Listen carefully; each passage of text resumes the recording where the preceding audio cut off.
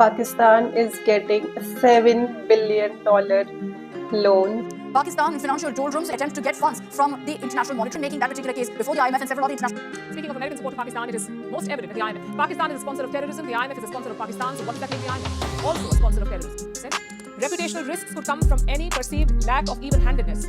Hi everyone, Namaste. Welcome back to my channel. In today's trending video, our first trending news is about Pakistan. That Pakistan is getting a $7 billion loan from IMF under the condition EFF. अब ये IMF क्या है, ये EFF क्या है, आज हम समझेंगे इस वीडियो में. So let's begin with the video. So first of all हम समझेंगे कि ये IMF क्या है. So IMF is a international monetary fund. ये जो IMF है ये different countries को funds provide करते हैं according to their economic situation.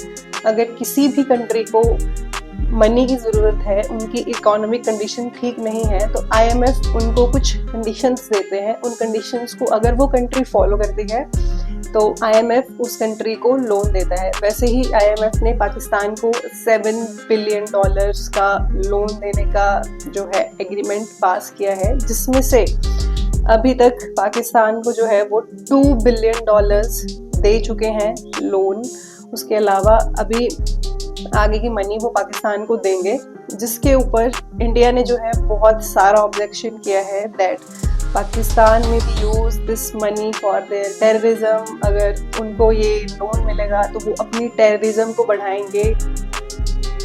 And what's this EFF? This is extended fund facility, जिसके अंडर IMF जो है पाकिस्तान को एक एक्सटेंड करके लोन दे रहा है, जिसमें से अभी मैंने आपको जो बताया कि $2 बिलियन का जो लोन है वो IMF पाकिस्तान को दे चुका है. इसके अलावा जो बाकी बचा हुआ $5 बिलियन है वो अभी एक्सटेंडेड फंड फैसिलिटी के अंडर जो है पाकिस्तान को लोन मिले. अब ये जो EFF है इसकी कुछ कंडीशंस होती हैं, जैसे कि किसी कंट्री को, अब मान लीजिए जैसे फॉर एग्जांपल पाकिस्तान को IMF लोन दे रहा है अंडर द कंडीशन EFF जो कि है एक्सटेंडेड फंड फैसिलिटी, तो पाकिस्तान को जो है अपनी कुछ कंडीशंस हैं वो फॉलो करनी पड़ेंगी. जैसे कि they have to increase their tax, they have to reduce spending, they have to fight the corruption in their country, जिसके अंडर अगर ये सब कंडीशंस अगर फॉलो करेगा पाकिस्तान, तभी जो है IMF उनको लोन प्रोवाइड करेगा. इसके अलावा जब इंडिया ने IMF को कंप्लेंट किया कि दैट पाकिस्तान में use this money for promoting terrorism, तो IMF ने बताया कि दैट पाकिस्तान की जो सेंट्रल बैंक है उसमें ये पैसा दिया जा रहा है. Government has no hand in this money, government का कोई भी हाथ नहीं है इस मनी को यूज करने के लिए. This is going directly into Pakistan central bank. तो IMF इज गिविंग सिक्योरिटी कि that Pakistan can not use this money for promoting terrorism, but India is against IMF. They are complaining कि IMF को loan नहीं देना चाहिए था पाकिस्तान को, but still they are providing loan to Pakistan. अब इसके अलावा जो डायरेक्टर है IMF की, जूली कोजैक, उन्होंने भी, कम्युनिकेशन डिपार्टमेंट की जो है ये डायरेक्टर हैं, इन्होंने भी कंडीशंस अप्लाई की थी कि अब पाकिस्तान को हम देखेंगे that they are following the conditions जो कि IMF ने उनके ऊपर लगाई थी. And they said that they are following all the conditions IMF ने जो उनको दी है. मतलब पाकिस्तान ने सारी कंडीशंस फॉलो की हैं जितनी भी IMF ने उनको प्रोवाइड की थी. That's why they are getting loan. But अब पाकिस्तान फ्यूचर में उन पैसों के साथ क्या करेगा, we will get to see that. Okay, so now next news is coming from Harvard University. जो हार्वर्ड यूनिवर्सिटी है वहाँ पे जो US प्रेसिडेंट है डोनाल्ड ट्रंप, जो कि 47th US प्रेसिडेंट हैं, उन्होंने हार्वर्ड यूनिवर्सिटी पे बिल्कुल रोक लगा दी है कि हार्वर्ड यूनिवर्सिटी जो है फॉरेन स्टूडेंट्स का एनरोलमेंट नहीं कर सकती है. अब ये क्या है, क्यों ऐसा हुआ, आइए समझते हैं. फर्स्ट ऑफ ऑल जो ट्रम्प है उन्होंने हार्वर्ड यूनिवर्सिटी को जो है कुछ कंडीशंस दी हैं. अगर वो इन 6 कंडीशंस को फॉलो करते हैं तभी वो अपने यूनिवर्सिटी में जो फॉरेन स्टूडेंट्स हैं उनको एनरोल कर सकते हैं. उसके अलावा अगर वो यूनिवर्सिटी उन 6 रूल्स को फॉलो नहीं करती है तो जो फॉरेन स्टूडेंट्स हैं उनके पास सिर्फ 2 ऑप्शन रह जाएंगी.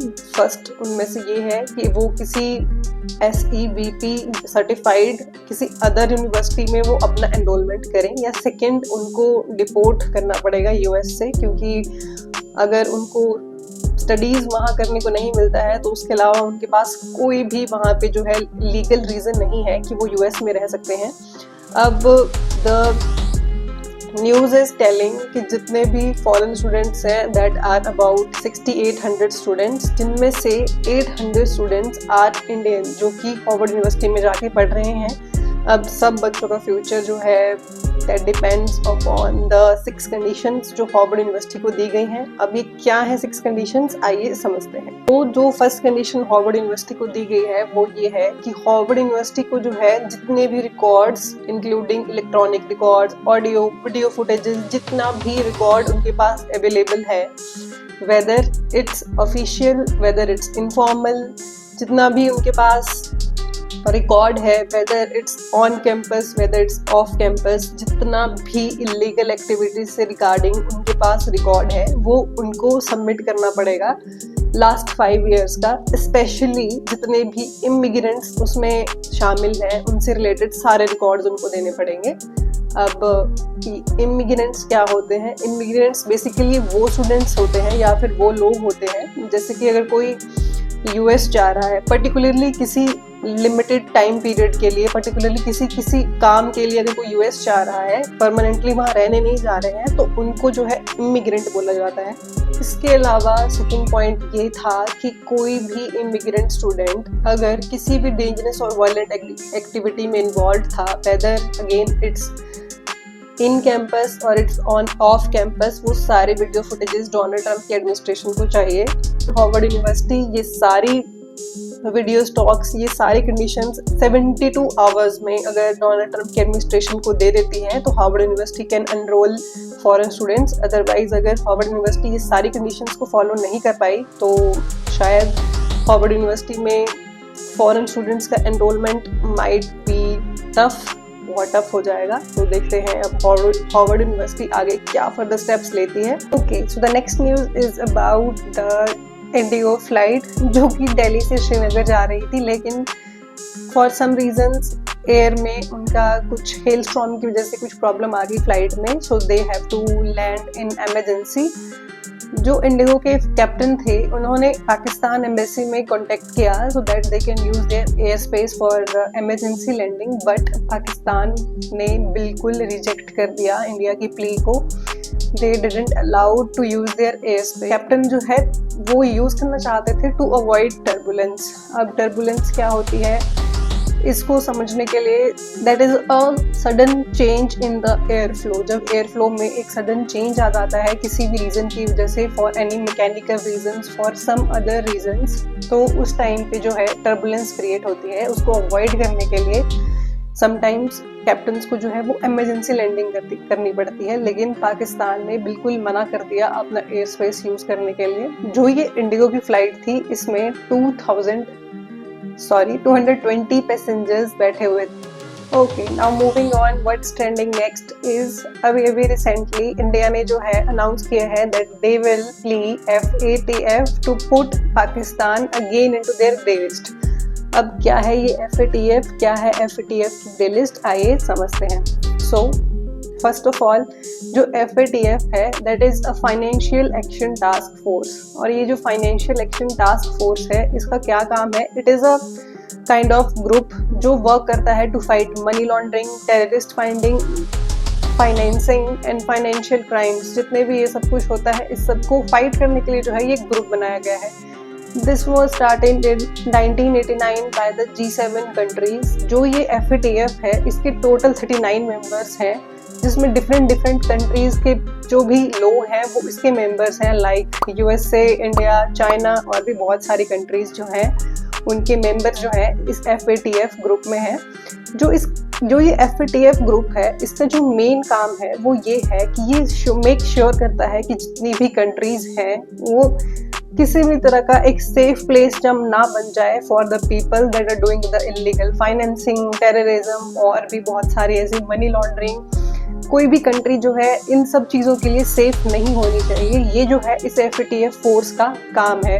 ये सब कुछ इस चीज़ के बारे में जो FATF फोर्स है ये ध्यान रखती है। नाउ लेट्स अंडरस्टैंड कि ये FATF की ग्रे लिस्ट क्या है। अब जो ये ग्रे लिस्ट है, if any country have problems in stopping their terrorist financing, अगर किसी भी कंट्री का कोई भी टेररिस्ट फाइनेंसिंग करने में किसी भी कंट्री कोई प्रॉब्लम आ रही है तो FATF का काम है कि वो उस कंट्री को जो है अपनी ग्रे लिस्ट में डाल देते हैं। अगर पाकिस्तान को FATF जो है अगर ग्रे लिस्ट कर देती है तो पाकिस्तान को क्या क्या इसके नेगेटिव इफेक्ट्स होंगे, like less foreign investments, financial pressure, monitoring जो है उनके ऊपर टाइट हो जाएगी।